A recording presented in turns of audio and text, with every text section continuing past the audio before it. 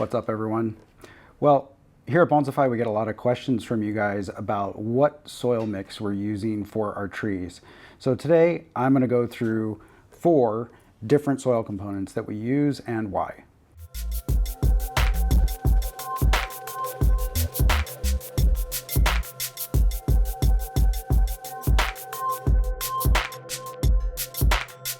I'm going to divide this in half, basically. And so recently I put out a video that talked about the different phases of bonsai development. And so I use one soil for early and middle development, and I use a different soil for late development and mature trees.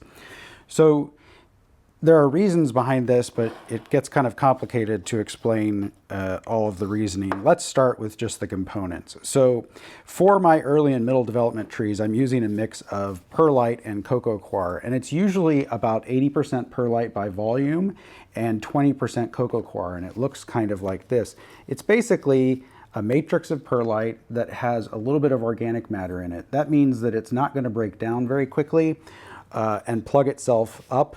It's going to stay relatively structurally sound as a soil. So that's one of the things that we need in bonsai, because we want the soil to maintain its structure so that the air penetration in the soil is maintained as well. So you can see I have this juniper, this young juniper whip planted in that mix.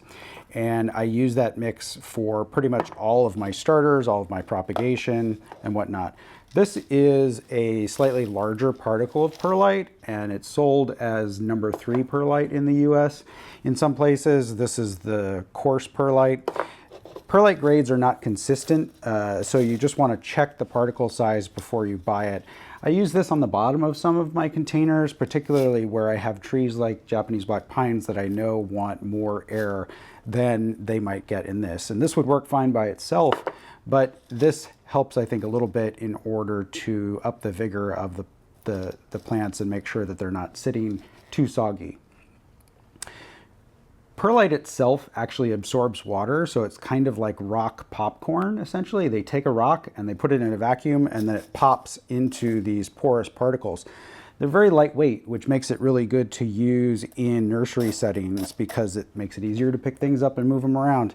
It's also very stable. It's not giving off a lot of chemistry in the soil environment, and it can hold on to some nutrients, although it holds on to some of the nutrients so well that the plant will actually never get to utilize them. So there's sort of a on-ramp in terms of fertilization with new particles of perlite. Some studies have shown that used perlite is actually better than new perlite just because of that absorption by the particle itself of some of the nutrients. Cocoa coir is the other component that I use in my propagation and growing mix, and as you can see, it's basically just sort of a ground up, partially composted organic matter. This is essentially the husk of a coconut that's been processed to make it ideal for plant growth.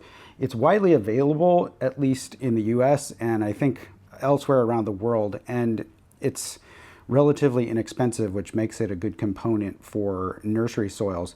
It has other good properties, and I prefer it over peat moss-based soils for a number of reasons, having to do with insect populations as well as the time it takes to break down. The nutrient holding capabilities are about the same though. For late development and my mature trees that I have or have had for a long time, I generally use a mix of Akadama and either pumice or lava. Now this is lava, and this is like a 1/8 inch size downward with the dust sifted out of it. Akadama has to be imported from Japan. There's no source to be mined in the United States right now on a commercial scale. And so this soil ends up being really expensive to use in most places outside of Japan, which makes it less attractive from the perspective of growing plants. But if you have a nice old plant like this one and you want the most kind of used soil, the one that has the most proven results, then Akadama is what you're looking for. This particular container actually contains both Akadama as well as Kiryu, which is kind of like decomposed granite in the United States. It's another soil component that comes from Japan, as well as what they call river sand, which is also similar. So it's a blend, it's a premixed blend, and it's more precisely sized. This is Aoki, A-O-K-I brand. I think it's one of the better soils that I can source here in the United States, and so I use it either by itself or in combination with lava. So this tree is actually in a combination of Aoki as well as lava and pumice. The regular Aoki mixes are about 60% Akadama, which is a little bit higher than what I need for most trees here in San Francisco. The percentage of Akadama that you use affects the way that the plant grows. And the higher the percentage of Akadama, it seems like the slower the tree grows. It kind of forces more divisions. So that works better for a tree where you want it to grow a little bit more slowly, something that's either approaching maturity or is mature and you're just in a maintenance kind of mode. One of the things I'll say about some soil components, and lava is a good example, is that it is best practice to actually wash these particles. The reason for that is that sifting does a relatively good job of removing all of the dust. Inside of that dust are more available forms of certain minerals, and which minerals and the mix of those minerals that are in there depends on the source of your lava. It could be different for red lava versus black lava.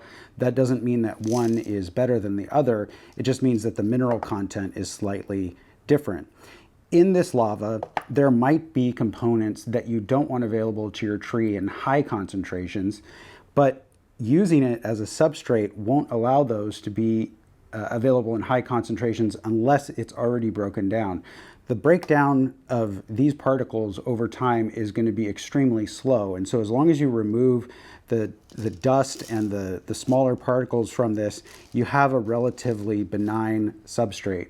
The same thing is true for pumice. It's important that if you are not familiar with the source of pumice that you're using, that you should probably either sift out all the fines or wash it, or both.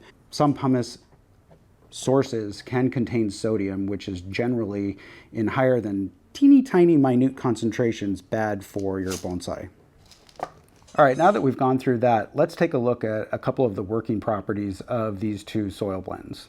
All right, so here's an example of one of those junipers. This has been in this container. This is the second year it's been in this container, and so this has just been out in the field in a flat, and you can see that the perlite particles have kind of migrated a little bit. So we're seeing a little bit more of the large perlite on the top, and if I go ahead and dump this out, when I go down here, I see some more small particles before we actually get to the portion that's matrixed in with the roots from the plant right there.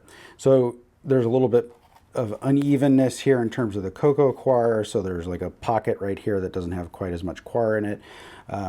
Let's take a look at the roots by just pulling this out. These roots look nice and healthy. You can see the coloration is nice. They are going all over the place, and if I look at the top here, I can see that there is root division inside the center of the root ball. So in other words, the roots aren't just running to the outside of the root ball and circling around. They are doing that, but they're also dividing in between the particles.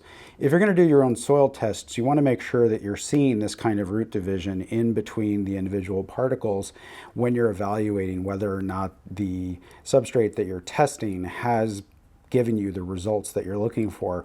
One of the infamous examples of soil substrates that is probably not good to use is Turface. If you put a plant in Turface, generally speaking, they struggle, and you will see the roots run from the base of the plant all the way out to the edge of the container and then just kind of circle around with almost no root division in the middle. I don't really know the chemical properties of Turface, but I do know that it doesn't seem to be a good substrate for growing either young or mature bonsai. Now, one of the operations I do here is pulling these guys out like this in order to do a little bit of work to them. So rather than just slipping this back in there and piling all that perlite back on top of it, I'm actually going to put some perlite underneath it and move the root ball a little bit higher up in the pot. And when I do this, I tend to just kind of smush down any roots that are on the edges, and then add a little bit of fresh mix to the top. The reason being that I want to be able to see this junction of the roots and the trunk in order to evaluate the entire tree. I don't want to have a straight section sitting there under the trunk, but that is an aside from our discussion of soil components. All right, so this is a Itoigawa rather than a Kishu, but as you can see, this is in a mixture of different soil particles. So I've got some lava in here, there's some pumice and some Akadama. There's not a lot of Akadama, but I haven't taken this out, so I don't know what the roots look like.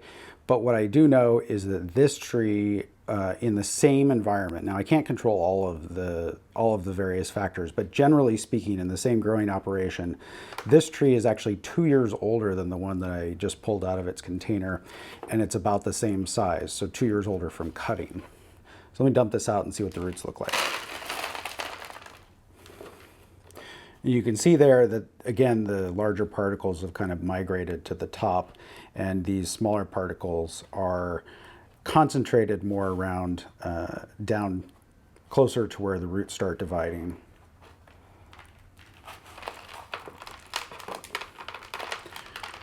So it's a little bit harder to see the roots, but again, good root growth, and you can see that mix of particles giving a good matrix. And if I go ahead and do the same test here, what I'm hoping to see under here is root division throughout the root ball rather than just on the outsides. And, you know, it's in any given place there might not be roots, but you should be seeing divisions in these kinds of areas, which is exactly what I have here. I've got nice little roots running all over the place. So just in this one obviously took, since it's 2 years older, it took longer to get established in this soil, and it's generally speaking growing slower. The various properties of this soil make it a little bit more appropriate for a mature bonsai than for growing out young trees. All right, I hope that helps you understand some of the soil components that I like to use and why. If you have experience with soil that you like to use and want to share that with everybody, leave it in the comments below. Thanks everyone for watching. We'll see you next time.